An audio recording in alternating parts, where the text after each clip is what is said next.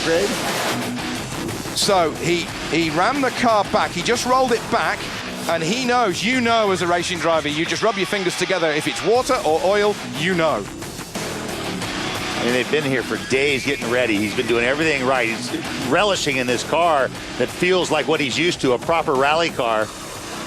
And he's getting underneath, seeing where it's dripping from, just seeing what's going on. He was about to pop the bonnet, and the herder crew are all hands on deck. They can thrash a car very quickly. They can sort something very quickly. The question is, will they be able to get it sorted in time before the start of this third heat? For the former 2 times X Games medalist from Foz do Iguaçu and from Los Angeles Grid in 2013. Sump guard coming off. That's the heavy-duty skid plate that's underneath these cars, and they got to get that off before. It's very heavy. It's kind of part of the ballast of the car before they can see where it's coming from. So a big name potentially out. We've already had a couple of big names going out, including Ken Block and Travis Pastrana, and Nicole is with Pastrana. Absolutely standing by with Pastrana right now, who is so excited and confident in his car before the heat. What do you even say after that? No, it was really good fun racing. We had, kind of the older version of the car. It was really durable, so I figured when Tanner and I started going at it, he really thought Ericsson was me in the first turn. He just thought, because he got hit from the outside by Spare, and he was pinballed in the first turn, so he was kind of seeing red, and we just started going at it. It was some awesome racing, but unfortunately I broke a drive shaft in the front, and eventually the whole front tire basically fell off. So it was a lot of fun. This corner, man, just side by side, couldn't see anything in the dust, getting bumped around, but I just can't say enough for the Subaru team. Thank you guys for Bucky and Sphere for doing all the testing for me, and I really thought we had something for them, but unfortunately just didn't make it. Won't see any more of you today, but tomorrow we'll see you in the off-the-road truck race. What do you have over there for that one? Really excited. Yesterday was actually my first time in these specific trucks, but it is all sideways, it's all banging, and kind of right up my alley. So had a really good first practice, and there's a lot of guys from different disciplines. I think it's going to be a really exciting race, but just rooting for Bucky here, and hopefully the Subaru keeps going on. Done today, but not done for the weekend. By the way, we did stick a thermometer in Travis's car for this race just to see how hot it is inside the cockpit. When it came back, engine off, 123 degrees, and it'd been sitting for a while too, guys. It is hot. Not that warm. 120 degrees, and Tommy, you're all in the Nomex 3-layer fireproof suit. You've got your balaclava, you've got your crash helmet. Those are brutal temperatures. Well, and actually this delay, while they're holding a little bit for Sandell, the other guys are cooking in their cars. So then, we've lost 1. It's now 4 in this third heat. It is going to be Pat Moro, Andreas Bakkerud, who's standing in for Nelson Piquet Jr., and then Steve Arpin and Liam Doran. There is Patrick Sandell. He's still in the car, and as a racing driver, Tommy, you stay in the car until the last possible moment. Although they're putting it down off the jacks, is there a chance that he can get back on the grid? They're going to push it. You always will. It's firing up. Come on, will they be able to let him out of the mechanics reckon that he's in, but they're going to push the officials and see if he will be able to get back onto the grid. Now the officials are saying no. The guy in the blue shirt. What we're being told is that he is not going to be allowed to retake his place. Oh, so you have to be on the grid by a certain time, don't you? And that's a brave guy standing in front of that.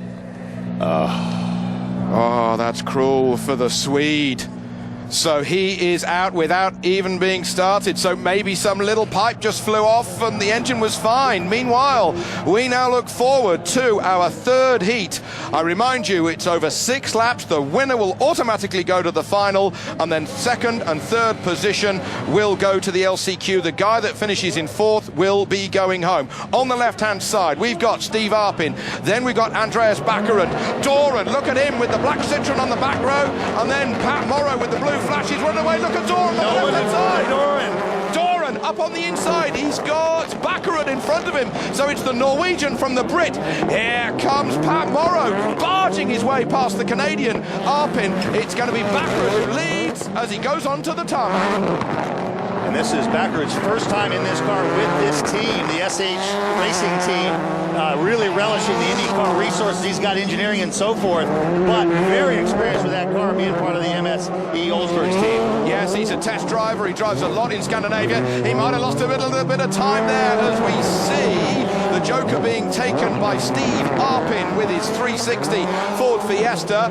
Back at the front, there is Bakkerud. He is replacing Nelson Piquet Jr. here this weekend at X Games because Piquet Jr. is leading the Formula E single single-seater championship, racing in Moscow today. Don't know what the result was, but Liam Doran with the 33 with his favourite familiar Citroen. It's got a lot of power there, playing around with suspension in practice and qualifying yesterday, but Doran needs to win this race to guarantee himself a place in the final. And there he goes, his spotter telling him, you're clear behind, take the Joker this lap. So now he's going to try to close that gap.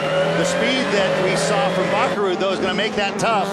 He's grabbing 4 gears on the home straight, Tommy. That's the sheer violence and acceleration as Arpin is late on the brakes. Will he be able to get past the Chevy of Pat Moro as they plunge into the dust? We've seen this dust issue before.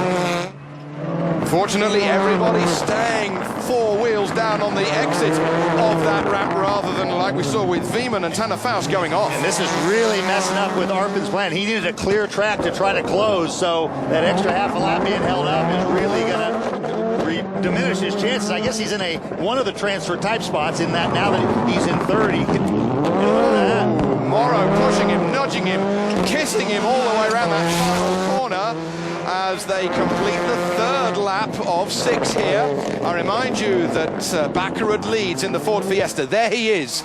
He's on the tarmac at the moment of the infield section of the regular circuit of the Americas. Pulling a bit of handbrake there. You saw the rear wheel locking on the inside. Okay, he feels like he's got enough gap. I wasn't sure if he was going to wait till the very end. Look at that, he was right. It works. So Bakkerud and Doran have both taken the Joker, and they have both stayed in 1st and 2nd position. The gap between them, let's have a look at the graphic, 2.8 seconds. Can Doran catch that Ford Fiesta with his Citroen? That's the big ask. It's a big ask even for Doran. It is, and after seeing that feature, I can't help but think of him as Lord Doran. Been watching too much Downton Abbey, but it's kind of a juxtaposition as raw and aggressive as he is. I can trust you, Tommy. We don't all live like that in the UK. Well, Doran, 3 wheels he had on his Mini back in Munich. But it's Bakkerud at the moment who is the youngest in this heat at just 23 years old. A rookie here at X Games, and he is pretty safe at the moment to go through to the final here in rally car racing. He's got a clear view, and as we've discovered already, has he picked up a little bit of a straw bale? Just a little bit of plastic under the car. Doran keeping the temperature down. He won't be thrashing the car completely, trying to save some of the car for the LCQ. Yeah, so he's in good shape. No body damage. Now, the seedings from before will come into effect in terms of how they line up both in the LCQ and in the main. But this will guarantee him a front row starting spot. Checkered flag goes out. Bakkerud advances. Doran and then Steve Arpin will go to the LCQ as we ride on board with Liam Doran. So in the final, Andreas Bakkerud, the 23-year-old from Norway, certainly waving a flag for the Scandinavians. You can see him punching the air inside that Ford Fiesta. He is over the moon with that. Well, he's already had 2 wins in the World Rallycross Championship last year, so maybe we should have thought he was going to advance. Well, 1 of 2 rookies. I mean, everything was up in the air. We got a bunch of guys with huge experience and success going home, and a couple rookies already advancing. So then, the big news at the start was there was a space on the front row because Patrick Sandell, he had a problem with the car. He didn't even make it to the start. Look at Doran banging up the rear end of the Ford Fiesta, but the Norwegian just stopped it enough to hold position. Unflappable. I'm sure he knew reputation-wise that was probably what was coming, so he made sure he kept his car straight and just took the shot. The launch. What a start. What a start. Fantastic launch as we ride on board with Liam Doran in the Citroen. But once Bakkerud was in the lead, that was that. And here's the Arpin and Moro going at it. They were battling for 3rd position. That was for the transfer spot. You can't expect Moro to give it up. And he comes back in, gives him a pretty good shot here. He nearly got through there, didn't he? Kicked the rear end of that Ford Fiesta out. A great effort from the Chevy driver, but it was the checkered flag for Andreas Bakkerud. So let's just have a quick review of what has happened here. Advancing, Andreas Bakkerud ahead of Doran and Arpin, who go to the LCQ. eliminated Pat Moro and Patrick Sandell, who didn't even start. So as Bakkerud's car is checked by the stewards and the officials, he's still over the moon. But meanwhile, we've still got 2 more races to go here at X Games Austin for 2015. We've got the LCQ and the Rally Car Racing Final.